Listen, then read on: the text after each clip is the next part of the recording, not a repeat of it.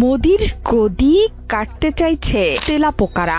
অলস এবং বেকারদের কণ্ঠস্বরে ভারত জুড়ে চারদিকে বিপদের গন্ধ। দেশটিতে ফুলে ফেপে উঠেছে তেলাপোকাদের বিশাল এক দল। নাম ককরোচ জনতা পার্টি।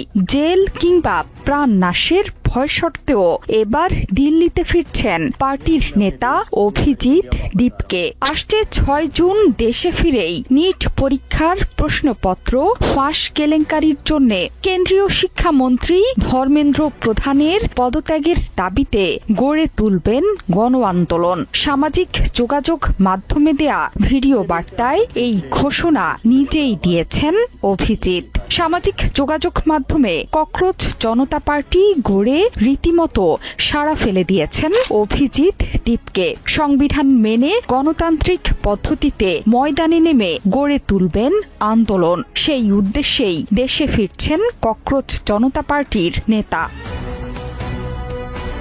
বর্তমানে যুক্তরাষ্ট্রের বোস্টন ইউনিভার্সিটিতে পাবলিক রিলেশনস বিষয়ে স্নাতকোত্তর করছেন সিজেপির প্রতিষ্ঠাতা অভিজিৎ। এর আগে পুনে থেকে সাংবাদিকতায় স্নাতক করেন 30 বছর বয়সী এই তরুণ। ভারতের মহারাষ্ট্রে বসবাস করে তার পরিবার। ছত্রপতি সম্ভাজিনগরে তাদের বাড়ির বাইরে পুলিশের কড়া পাহারা। ইনস্টাতে অভিজিৎ বলেছেন, সবার একজোট হওয়ার এই সময়। দিল্লি বিমানবন্দর থেকেই অনুসারীদের নিয়ে যাবেন পার্লামেন্ট স্ট্রিট থানায়। এরপর যন্তর মন্তরে শান্তিপূর্ণ বিক্ষোভ সমাবেশ। নিট হল একমাত্র সর্বভারতীয় প্রবেশিকা পরীক্ষা। এই পরীক্ষার মাধ্যমেই দেশের সরকারি বেসরকারি মেডিকেল কলেজে ভর্তির যোগ্যতা অর্জন করে পরীক্ষার্থীরা। সম্প্রতি এই পরীক্ষারই প্রশ্নপত্র ফাঁসে তোলপাড় উঠেছে সামাজিক মাধ্যমে। অকুল পাথারে পড়েছেন লাখ লাখ শিক্ষার্থী। এই ঘটনা নিয়ে শিক্ষামন্ত্রী ধর্মেন্দ্র প্রধানের পদত্যাগের দাবিতে সরব নেটিজেনরা। তার পদত্যাগের জন্য সামাজিক মাধ্যমে 8 লাখ তেলাপোকা সম্মতি দিয়েছে বলে দাবি সিজেপির। বিক্ষোভে নেমেছেন মহারাষ্ট্র, লখনৌ, জয়পুর সহ বহু স্থানের মানুষ। তা সত্ত্বেও প্রশ্ন ফাঁসের দায় গ্রহণ করেনি শিক্ষামন্ত্রী। এজন্যই তেলাপোকারা ঠিক করেছে এবার মাঠে নামবেন, পদত্যাগে বাধ্য করবেন শিক্ষামন্ত্রীকে।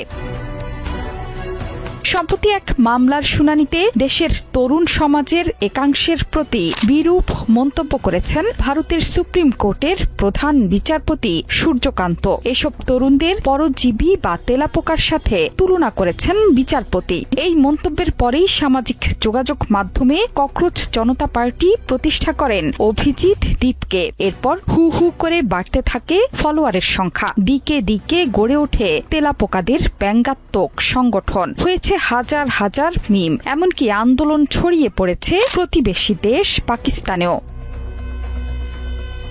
এই সামাজিক আন্দোলনের পেছনে পাকিস্তান এবং মার্কিন ব্যবসায়ী জর্জ সোরসের হাত দেখছে ভারতের কেন্দ্র সরকার। সরকারি ভাষ্যমতে এই আন্দোলনের লক্ষ্য হল ভারত বিরোধিতা করা, সরকারকে দুর্বল করা। সেই জন্যই জনমত সংগ্রহ। আধুনিক প্রজন্মকে সরকারের বিরুদ্ধে খেপিয়ে তোলার অভিযোগ তুলছে কেন্দ্র সরকার।